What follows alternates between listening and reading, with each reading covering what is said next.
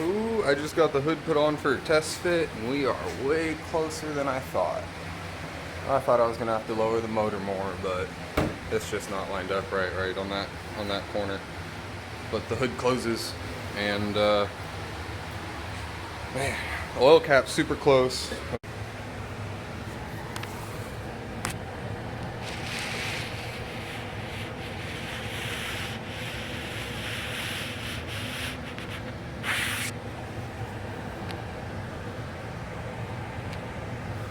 It's probably gonna be our biggest issue, but man, that's a relief.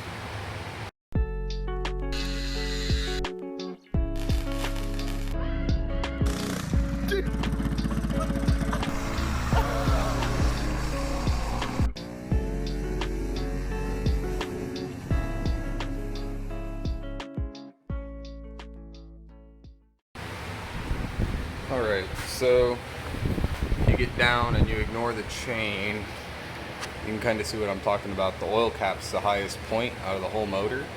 This sensor was pretty close, but it cleared.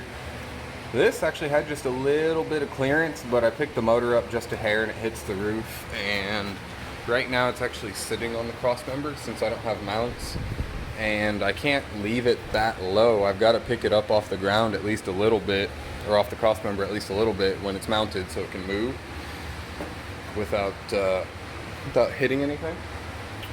So I'm gonna pull it back out, and then I'm gonna have to I massage the crossmember a little bit more, and you can see where got the Miata intake manifold on.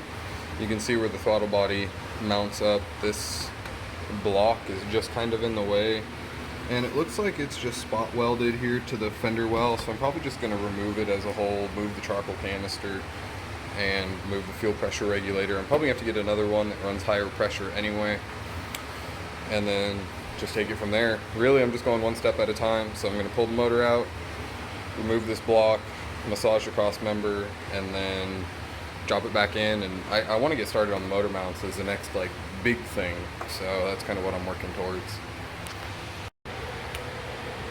So as you can see, I got the motor set in there one last time. It definitely fits a lot better.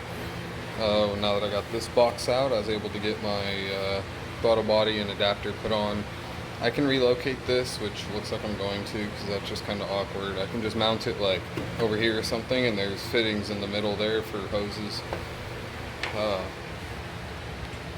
Have some space behind the engine, some in front. It's as level as it's going to get for now. When I make the transmission mount, I'll make sure to tuck it up as far as I can, but with the space I got, it's just not going to ever be perfectly level.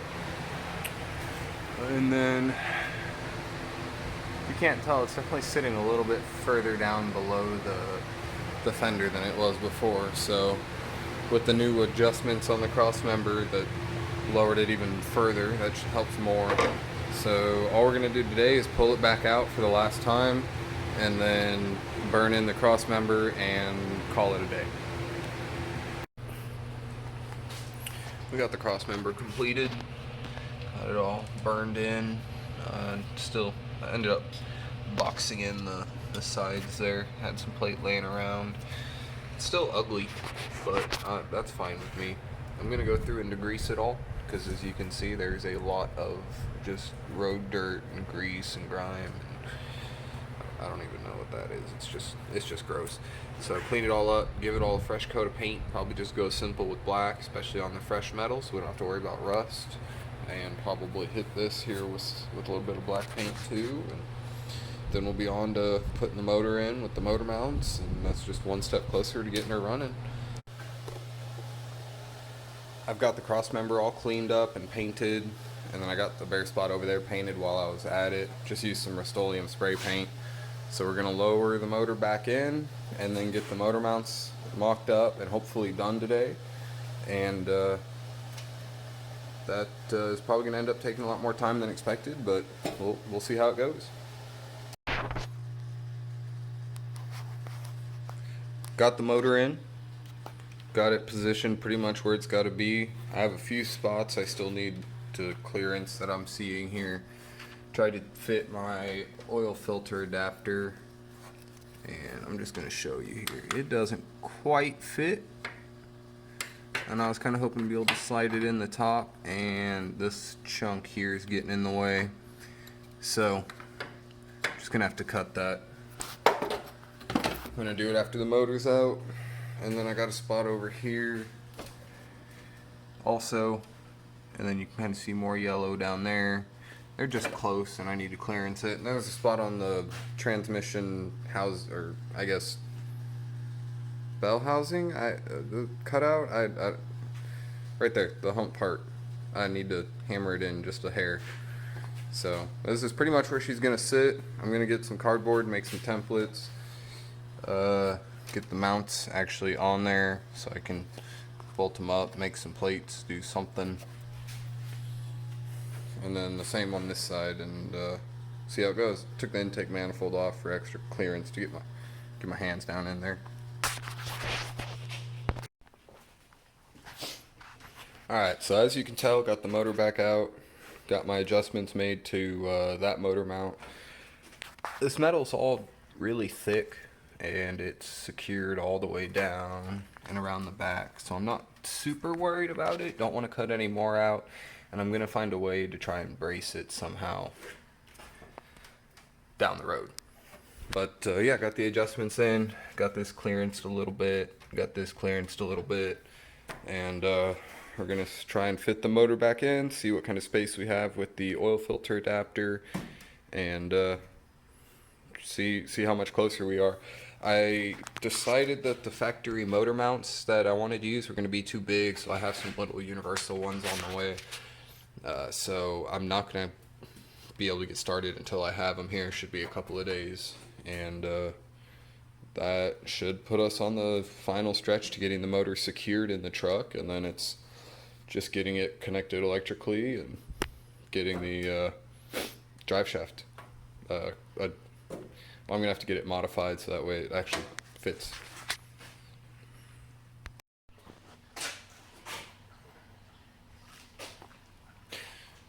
Put the motor back in, you know, just for fun. Got the intake manifold on with 2 bolts.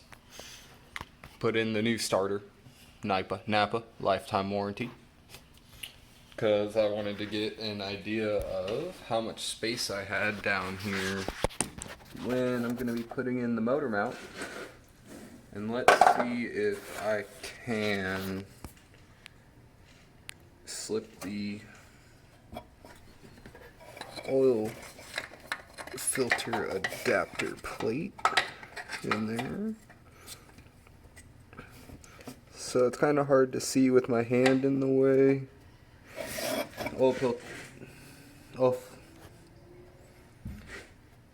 The oil filter plate fell about 2 inches, but it's going to sit up higher.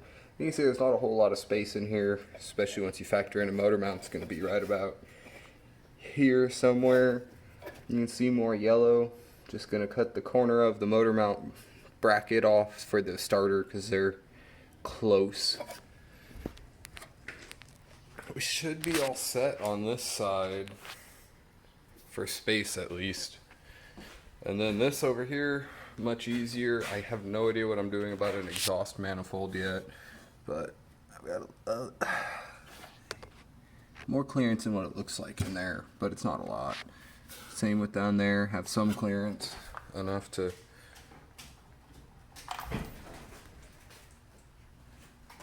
I'll probably just bump the starter. But motor mount that came, or the exhaust manifold that came off of it from the factory, it's definitely not going to work. It's hitting my battery tray. So I'm going to see if I can't get a Miata one that, or something that's going to be a rear end, more kind of like the style that's on the old motor. See how this one, it comes out in the middle. This one, the kind of collects more all towards the back. So see how it goes. It's just one step at a time, one step forward, find 3 more problems. So keep on trucking. One of these days we'll get done. Okay, So I got universal motor mount in here. Looks like it should work pretty well. So pretty simple, just a couple of rubber pieces with a metal plate. Ran into another issue though. Got my alternator, and should fit right about in that area. So battery tray's in the way. So it looks like I'm gonna have to cut it out, which is just fine because I was also wondering how I was gonna get the exhaust done. I was just kind of saving that problem, and getting the battery tray out of the way is gonna help a lot. So the plan is I'll relocate the battery to the back somewhere, probably like tuck it in, you know, kind of where I have it sitting right now or something. So just have it in the back instead and run a long battery cable. But the other option is I could get like one of the real narrow like Honda batteries and then just trim it back. But it's going to be a lot easier to work on it later if the tray is just completely gone. So might as well just do that, and then the battery won't be close to the exhaust either.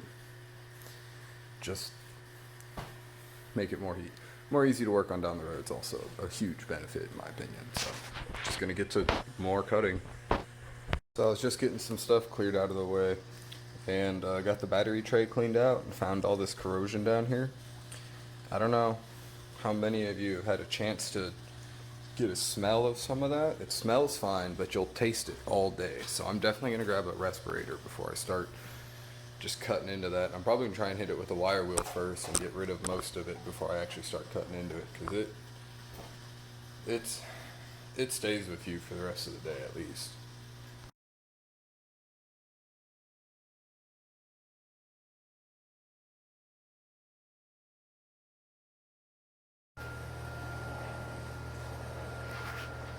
Okay, so got the battery box cut out, got it all kind of ground down and smooth, painted, and then got the alternator on. Have plenty of space now, although with the exhaust manifold kind of set it in here, and that's not enough clearance. I'm still gonna have to figure something out. I was kind of playing with the idea, seeing if I could find a kit where I could make my own and have it exit like here with just have the exhaust go down through that hole, kind of like factory.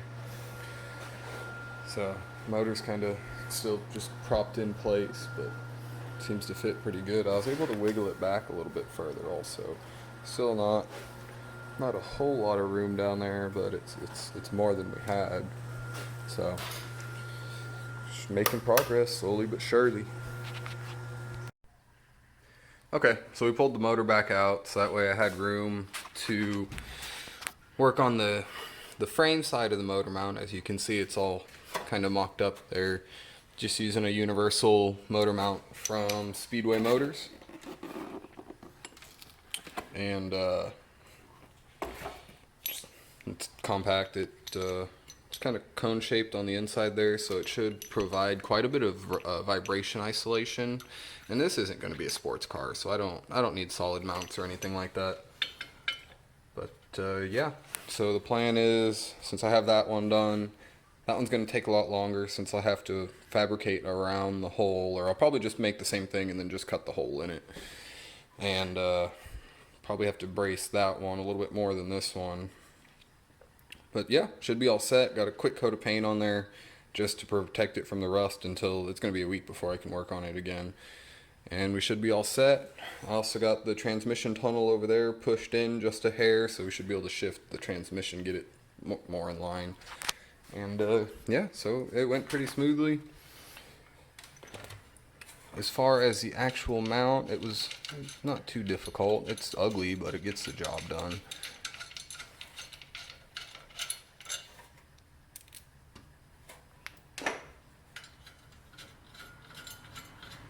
So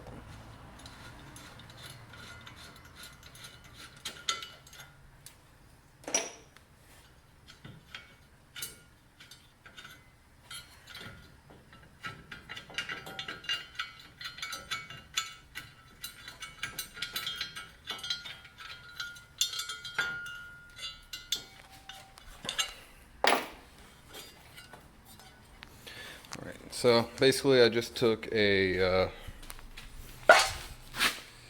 piece of straight iron, put a little cut here, bent it, and then braced it with the flat piece and some angle iron, and then another piece up here around the bolt holes because I was having some flexing issues.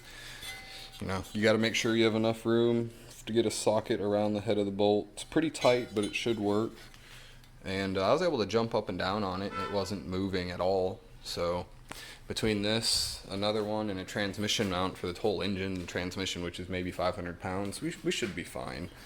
So if we were playing with something cast iron and V8, maybe be a little bit different, but here we are. So now just get started on there, and we'll check back in.